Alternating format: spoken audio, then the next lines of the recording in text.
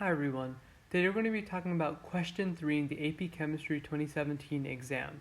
This question mainly discusses equilibrium and buffers.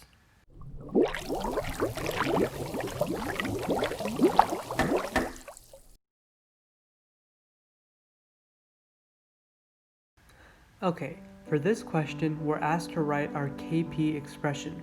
Remember, that's typically reactants below and products on top raised to their molar coefficients. So let's look at our equation.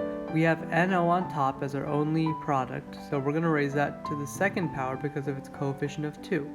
Next, we have N2 on the bottom, and we have O2 on the bottom.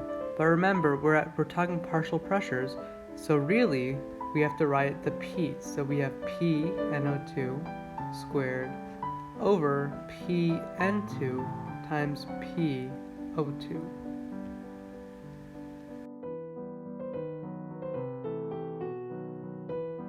For this question, we're asked to calculate the value of Kp.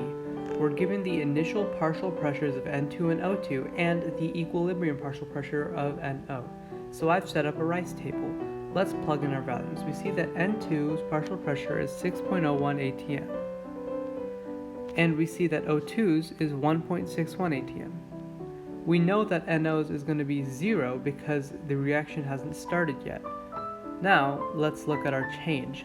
Since N2 is a reactant, it's going to get used up, therefore there's a negative. Same with O2. However, NO is a product and it's going to get made, so it's going to be positive.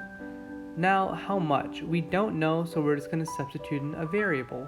We see that N2 has a coefficient of 1, so it's going to be minus x. O2, same thing, coefficient of 1 minus x. NO, however, has a coefficient of 2, so it's going to be plus 2x. Now, equilibrium concentrations.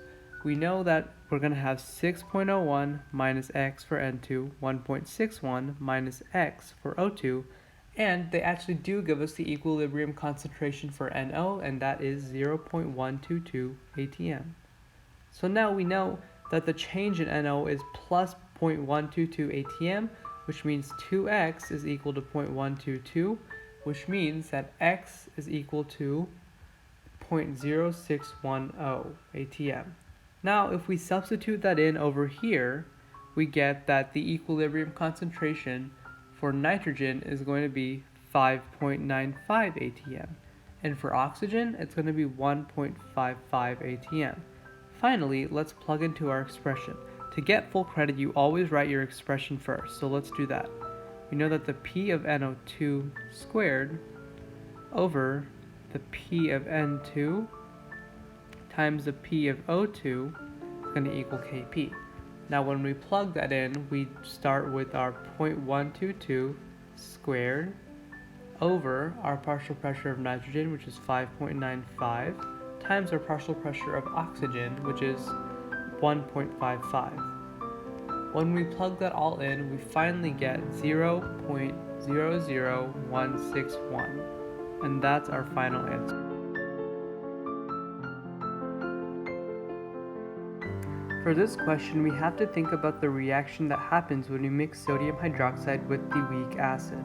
I've written it here. The neutralization reaction will produce the most important thing here, NO2 minus. And of course, it'll also create water, but that's really not important since we're already in solution. This NO2 minus will then mix with the HNO2, and that'll create a buffer. So you have to say that the NaOH will make NO2 minus, and that will create a buffer, because a buffer is a mix of a weak acid and its conjugate base. And so here we have, when you add the NaOH, weak acid, which is HNO2, plus the conjugate base that is made, NO2 minus.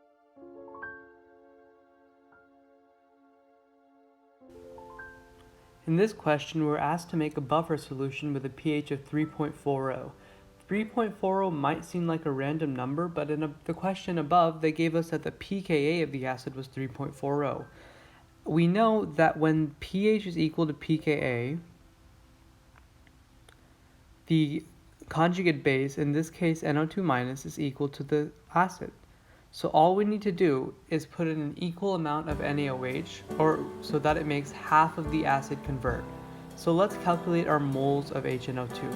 We have 100 milliliters, also known as 0.100 liters, times 0.100 moles per liter of our weak acid, which means we have 0.0100 moles of HNO2.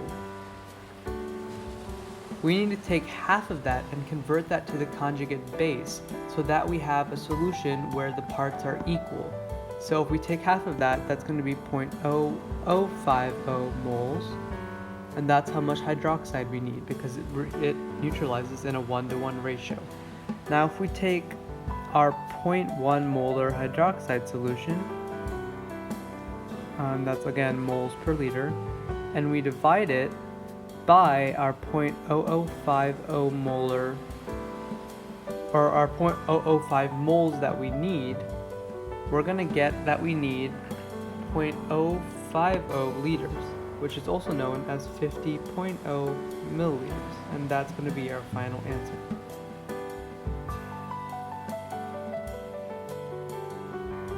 We see that we have a second student with another buffer. And the first thing I notice immediately is the 1 molar HNO2. Originally we were at 0.1 molar. And we see if we dissolve this 0.1 moles in 100 milliliters, we get 1 molar of NaNO2. And so we get that we have 1 molar of each thing. So the pKa is still at the pH because we have an equal ratio of NO2 minus to HNO2. So we still have our pH equals 3.40, and we're asked which one is more resistant to changes. Well, think about it this way. If you add a large amount of particles to each solution, let's say we have the first solution with only like 3 particles, and the second solution has more like 30 particles. Which one's going to be more resistant to change? If you add a big amount to each, this second one is going to be more resistant to change, right? Because there are more particles overall to react and correct the pH by a small amount, which is the point of a buffer. So we have to say the second student is more resistant to change because the concentration is higher. And these little brackets indicate concentration, and you can actually say that on their AP exam, and the graders will understand that. And you have to go on to explain that because the concentration is higher, it will react and the pH will change by less because there are more particles.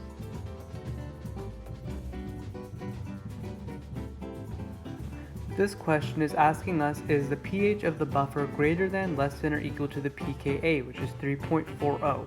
When we count it up, we see that we have 10 of these HNO2 molecules and about 5 of these NO2 minus molecules.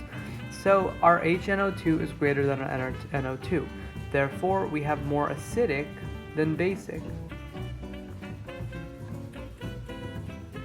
So we can safely assume that it's less than 3.40 because we have more acid molecules than base molecules. And the base molecules, of course, being the NO2 minus because they are the conjugate base.